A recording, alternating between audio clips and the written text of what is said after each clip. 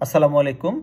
দেশ বিদেশের অভিজ্ঞতার আলোকে তারুণ্য নির্ভর এই বাংলাদেশের প্রতি আমার ছোট্ট একটা অনুরোধ, সেটা হলো বাংলাদেশে যারা অনার্স লেভেল থেকে থাকবে, অনার্স থেকেই প্রত্যেকটা ছাত্রছাত্রীকে সপ্তাহে 30 ঘন্টা বা 40 ঘন্টা কর্ম করতে হবে, এমন একটা নীতি, এমন একটা আপনার সিস্টেম চালু করা উচিত। কেন বলছি, দেখুন, আমাদের তরুণরা শিক্ষিত সমাজ, যে বিগত দিনগুলোতে দেখা গিয়েছে তারা নেতার পা চাটা, পড়ালেখা বাদ দিয়ে আপনার নেশা, ড্রাগ, বিভিন্ন রকমের অপকর্মে জড়িয়ে পুরা তরুণ সমাজ, পুরা শিক্ষিত সমাজটাকেই যে একেবারে একটা বেহাল দশা বানিয়ে দিয়েছে। তো এই থেকে উত্তরণের জন্য আমি মনে করি যদি এমন একটা সিস্টেম করা হয় যে সে বাংলাদেশের গার্মেন্টস ফ্যাক্টরি হোক, কোনো রেস্টুরেন্টে হোক, সে কোনো ওয়্যার হাউসে হোক, যে কোনো জায়গায় তাকে জব করতে হবে। এবং সেক্ষেত্রে কোম্পানিজগুলো এটাকে অগ্রাধিকার দিবে যে একজন স্টুডেন্ট যখন অ্যাপ্লাই করবে তাকে যেন অগ্রাধিকার দেওয়া হয়। এই ভিত্তিতে সে যেন সপ্তাহে অ্যাটলিস্ট 30 আওয়ার্স সে যেন সপ্তাহে কাজ করতে পারে। এতে হবে কি জানেন, স্টুডেন্টরা যখন এভাবে করে কর্মঠ হবে অনার্স ফার্স্ট ইয়ার থেকে, প্রথমত সে তার তারুণ্য দিয়ে, সে তার বুদ্ধিমত্তা, সে তার যোগ্যতা, দক্ষতা এক্সপ্লোর করার একটা সুযোগ পাবে। আলটিমেটলি সে এটা যখন দেশের কাজে বিনিয়োগ করবে, দেশ কিন্তু আপনার যে নির্ভরশীলতা পাবে আমাদের দেশ। এবং দেশের যে একটা আমাদের অপবাদ যে আমাদের আমাদের যে এত প্রচুর জনসংখ্যা, সেই জনসংখ্যার বোঝাটাকে সম্পদে রূপান্তর করা সম্ভব।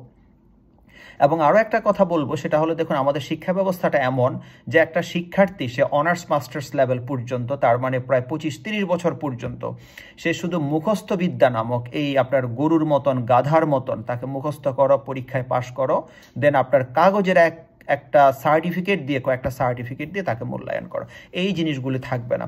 দেখুন, পৃথিবীর কোথাও শুধু সার্টিফিকেট নির্ভরশীল পড়ালেখা হয় না, প্রত্যেকটা মানুষকে পড়ালেখার সাথে সাথে তাকে চাকরি করতে হয়। আপনি এবং এটাও জানেন যে উন্নত দেশগুলোতে একটা স্টুডেন্ট বাংলাদেশি ইন্টারমিডিয়েট লেভেল পাশ করার পর সে ট্যাক্সের আওতাভুক্ত হয়ে যায়।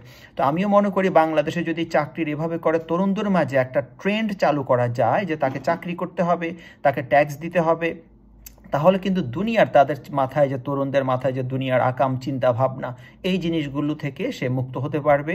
এবং অনার্স মাস্টার্সের পরও তাকে যে যোগ্যতা নাই, যোগ্যতার কারণে চাকরি নেই, বেকারত্বের কারণে তাকে ফাঁসির ঝুলতে হচ্ছে, ঘুষ দিয়ে চাকরি নিতে হচ্ছে, নেতাদের পা চাটতে হচ্ছে, এই জিনিসগুলো থেকে সে মুক্তি পাওয়ার একটা বিশাল মাধ্যম হতে পারে।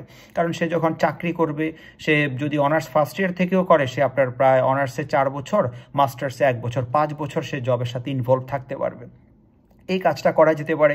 পাশাপাশি এর মধ্যে যারা নতুন নতুন কিছু প্ল্যানস নিয়ে, সে শিক্ষা খাতে হোক, কোনো শিল্প খাতে হোক, প্রোডাক্টিভ কিছু যে কোনো ব্যাপারে যদি কোনো নতুন পলিসি কারোর কাছে থাকে, তাকে সেলফ এন্টারপ্রেনার হিসেবে তার পিছনে সরকারিভাবে ইনভেস্ট করার জন্য, বিভিন্ন সরকারিভাবে হতে পারে, ব্যক্তিগতভাবে হতে পারে, সবাই যদি ইনভেস্ট করে এভাবে, আমার মনে হয় আমাদের মানুষগুলোকে, আমরা যে বলছিলাম রিভার্স ব্রেইন ড্রেইন, যে আমাদের মেধাগুলো পাচারের ক্ষেত্রে, মেধাকে অন্য দেশে পাচার করার চেয়ে নিজের দেশে মেধাকে কাজে লাগানোর জন্য একটা বিশাল ব্যবস্থা হবে।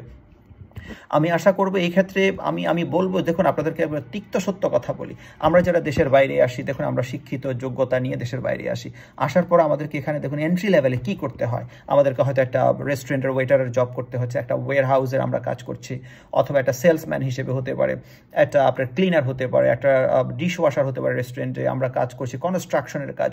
তো এই কাজগুলো যদি আমরা এত সার্টিফিকেট, এত যোগ্যতা, দক্ষতা নিয়ে দেশের বাইরে এসে করতে পারি, আমাদের দেশের মানুষগুলো কেন করতে পারবে না?